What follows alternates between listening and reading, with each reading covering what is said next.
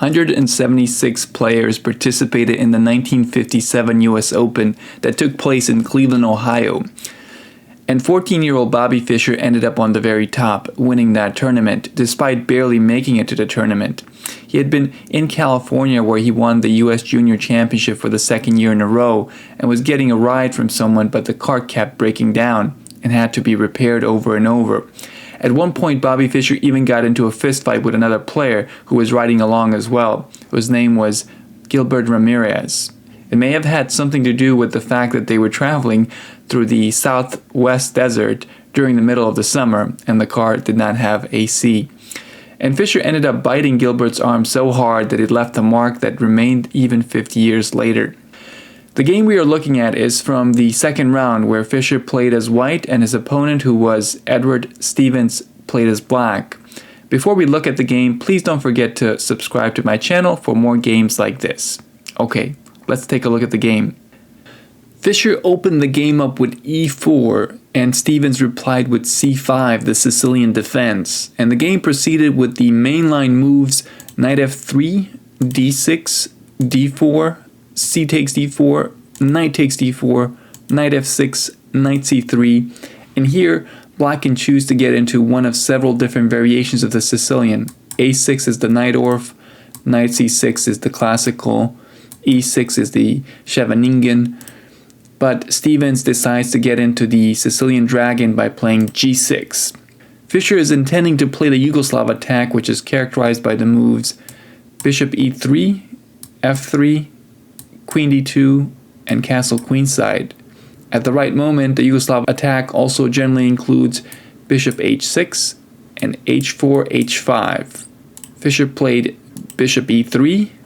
In this position, keep in mind that if black plays knight g4, you can win a piece simply by playing bishop b5 check. If knight c6, we have knight takes c6, b takes c6, bishop takes c6 check, taking the pawn and the rook on the next move. If black tries something different, say bishop d7, we have queen takes g4. White wins a free knight. Black's light squared bishop is pinned and cannot take our queen. Let's look at what Stevens played. Stevens played knight c6. Normally, Sicilian dragon players would play bishop g7 first, but this simply transposes after black's next move, as we will see. f3, continuing with the Yugoslav attack formation, bishop g7, queen d2, getting ready to castle long and begin the kingside attack, castle kingside. In this position, there is really two ways for white to play. One is bishop c4 and the other is castle queenside. Fischer plays bishop c4, stopping the d5 move, which is what black plays when white plays castle queenside instead. In this position, bishop d7 is standard, but Stevens deviates and plays something that is quite rare, a6. It's not automatically losing, but it is a slow move, and in the Sicilian dragon, you really don't have extra moves. Every move counts, and black should have developed a piece instead. Castle queenside, black should still go ahead and play the bishop d7 move to develop the bishop and guard the c6 knight, but Stevens plays queen c7. Whenever black has a rook or queen on the c-file with our bishop unprotected on c4, we would want to place that bishop on the safer b3 square to avoid tactics, and that is exactly what Fischer does.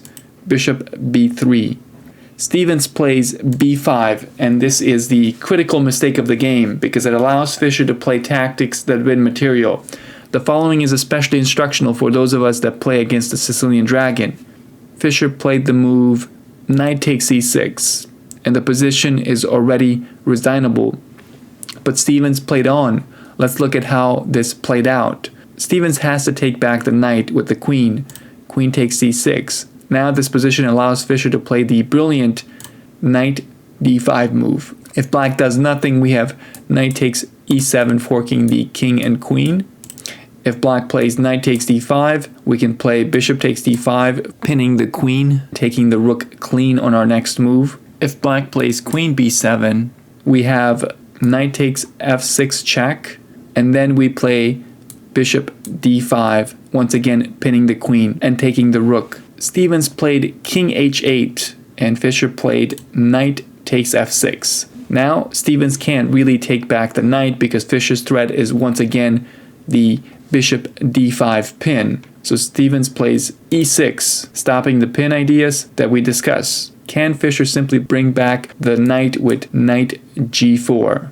Yes. Is that what Fischer played? No, he played something a little more fancy. He played bishop h6. If Stevens plays bishop takes f6, we have bishop takes f8. And if Stevens plays bishop takes h6, we have queen takes h6 and checkmate will follow.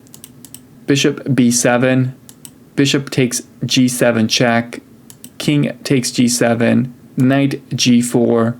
Now the threat is queen h6 check followed by knight f6 and checkmate would follow. Stevens tries to stop that with f5. E takes f5, rook takes f5. Fischer is up a minor piece, but black's position is so bad that he cannot even hold on to his pawns. Fischer played queen takes d6, h5 attacking the knight, queen e7 check, rook f7 blocking the check.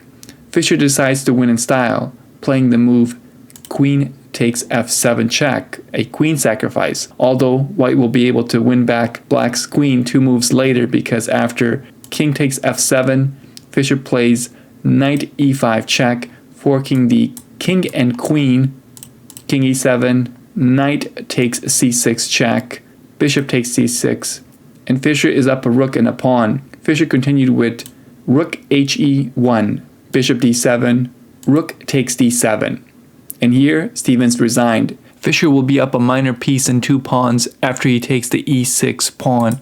So precision is absolutely necessary if you're going to play the Sicilian Dragon. Thanks for watching. Please don't forget to like, comment, and subscribe.